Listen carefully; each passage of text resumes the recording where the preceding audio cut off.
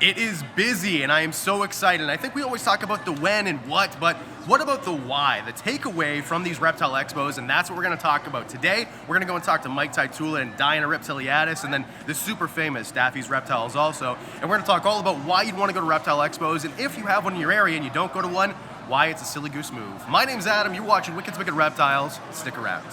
Perfect. You're perfect.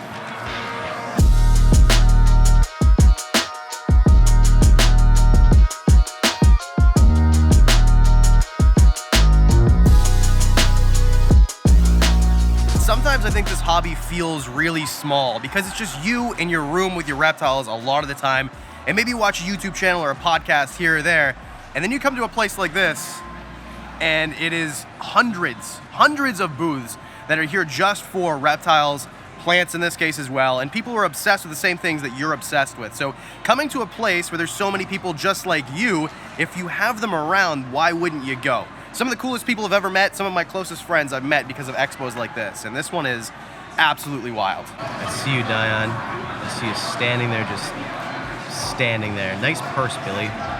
So I wouldn't call this really a tips video, but this line is absolutely ridiculous. Maybe the longest one I've ever seen at this time. So just because last time you went and there was no line, you walked right in, doesn't mean it's gonna be the same this time. And this one, I don't know how long these people are gonna be waiting, but we're moving now. So show up early and buy your ticket online, and that way you don't have to wait in giant lines like this one. I see you, Mike. I see you scratching your head like a monkey. Charles from the Critter Box. So Charles, you're a new, I would say up and coming YouTube superstar, right? Yes. So let's suppose that you are someone who's watching, who's thought about starting a YouTube channel or getting involved in the reptile community. What advice would you give them? So I'd say don't be afraid to put your name out there and talk to people. And don't be afraid to advertise all of your content. Get on all platforms. Try and get your name out there as much as you can. Mike Taitula. Yes. From the Expos. Yes. You are a vendor sometimes, but today you're a patron. Correct. And when you come here as a patron, what is the big takeaway? Why do you come to them in the first place? To connect with the community. This guy, one of the reasons. The guy behind us, another one of the reasons. It's just great to see a lot of the familiar faces, and it's a community that we don't get a whole lot of FaceTime together. So when we can all get together, can all go for dinner and whatnot, it's a great time, and that's the main reason, honestly. So like-minded individuals, and you already said the word community, which I'm trying to tie together. Yeah. Perfect. So, anyway, thanks, Mike. Appreciate you. Yeah, thank you. Oh, there, that guy. Oh, yes, you're the other guy. Diane. Yes. Reptiliadis. Hello. What is the takeaway? Why do you come to these expos in the first place? What do you get out of them as a patron and not a vendor? A drained bank account. No. Actually, no. I'm proud of myself. Technically, I haven't even paid yet, so really, I spent $25 today on a plant. Ooh. But honestly, the sense of community. Community is key here. It's just so nice to be surrounded by and then have great, meaningful conversations with like-minded hobbyists and friends. And yeah, just get to, rave on about all the exciting rave.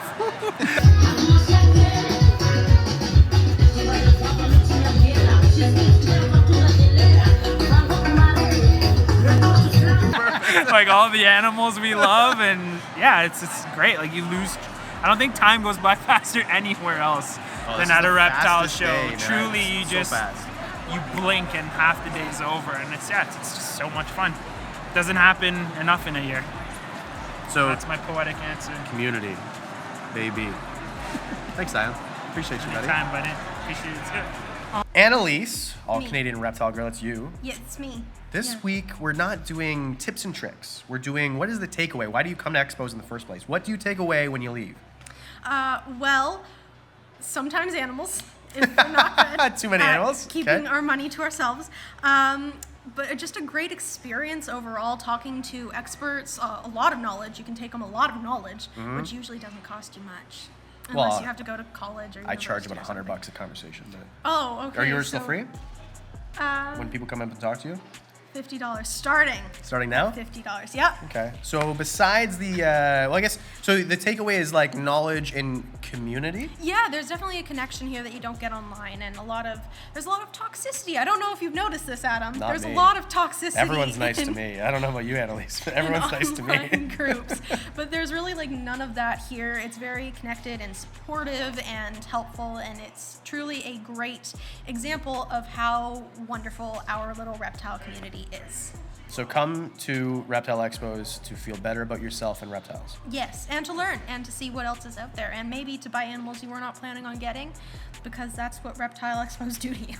And to meet Annalise. And to meet me. For $50. Yes, $50. Starting. Direct deposit to Jay and Elka. Yes. Got it. Thanks, Annalise. Brittany, Yes. first expo. What is the takeaway from your first expo as a vendor? The takeaway? I don't know. You seem more bubbly, like. I am. I'm very happy, yes, because I've been successful. Okay. It built my confidence, I think. So, of all the people here, have you met like really cool plant and I've met reptile so and- many new people, yes.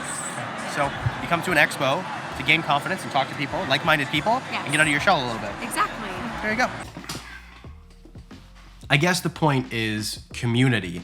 And that's why you go to these things. It's always great to go and see and learn and all this stuff and buy new animals, and it's a great place to get your feeders and maybe find a new reptile or find stuff for your reptile supply.